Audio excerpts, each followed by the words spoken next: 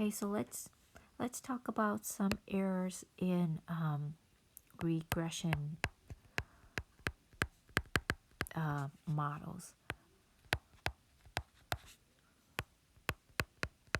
or most importantly, errors in logic in terms of regression model, or in general stats, right?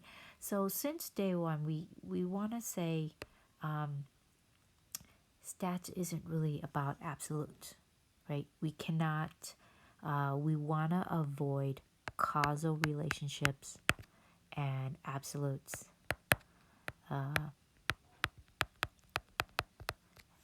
Where these are the things that we don't want to do. We don't want causal relationships. We don't want absolutes. Our models and our linear models are at best predictions. Okay, so even if we had a let's just say someone's boat size, right? We had a boat size prediction of let's say 15 plus 0.2 times their salary, right?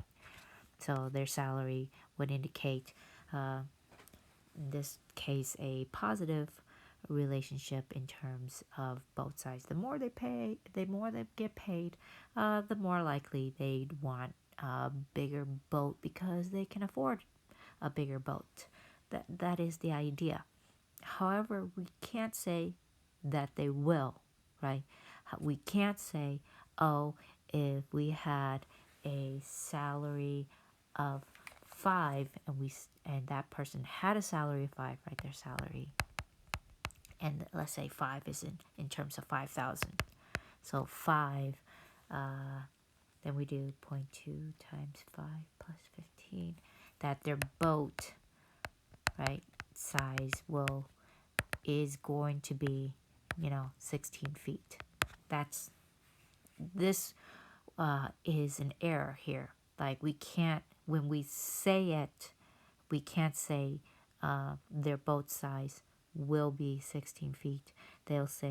We can predict a boat size of 16 feet. Therein lies our the changes. So that would be another error. We can't say them having a bigger salary will cause them to have a bigger boat, right? We can't say one will make the other and one will cause the other.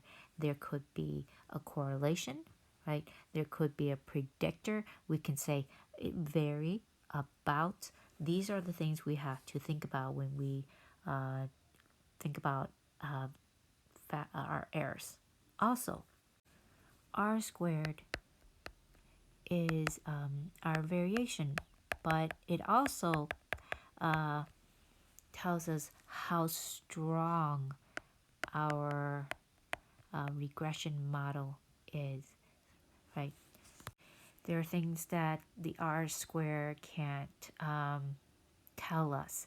It can't tell us whether or not the model looks like this, or whether or not it looks like this.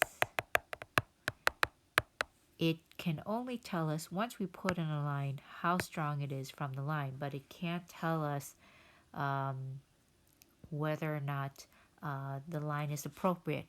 Here it is appropriate, and here it is not appropriate. But those two can have the exact same r squared value. And also, let's go talk about in terms of r squared, our standard deviation.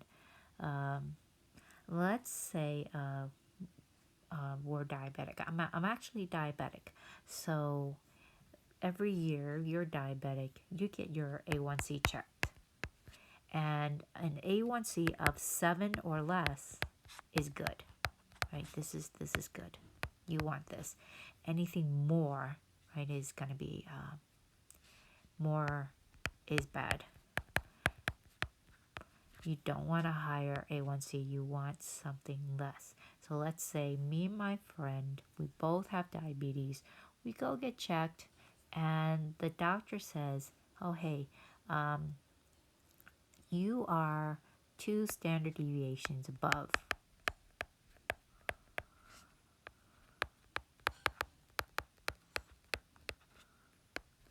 And your friend or my friend is 1 standard deviation below, right? And the mean will just be 7.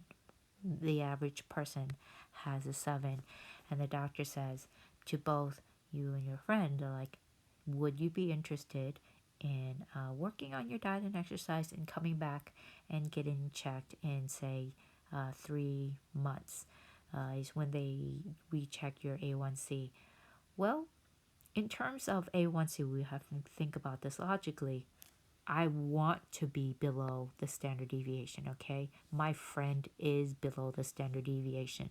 So my friend is probably doing the right things already. They're probably living a healthy life. And so they'll probably be like, no, I'm good. I'm good. I don't really need to come back and check. Thank you, but no thank you. However, I was 2 standard deviations above. That means my A1C is high. That means yes, I need to work on my diet and exercise, and I need to come back in 3 months after working on my diet and exercise to get checked up with the doctor. Okay.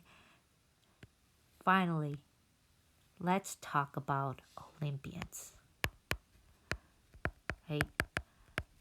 Let's say there's a marathon runner, and this marathon runner did really well, right? They did well, and they made a world record, and they won the gold. They won the gold one year. And notice how a lot of times it's very rare for Olympians to repeat. Yeah, most Olympians, they get a medal once, and that is all. For an Olympian to repeat once, let alone twice or thrice, or become a Michael Phelps, is very, very rare. And so the question is, as a statistician, why? Why is that? Why? How can we explain this as a statistician as like, hey, they got gold last year. Why didn't they get it, why didn't they get it again 4 years later in the other Olympics? Well, here's a good explanation for that. So imagine you're an Olympian. You are at the peak of your performance, right? You are here. You are here. You are at your peak. Well, you may not be at your peak next year, right? You got a little bit older. You got a little bit slower. It is already hard enough to get to your peak, right? This is hard work.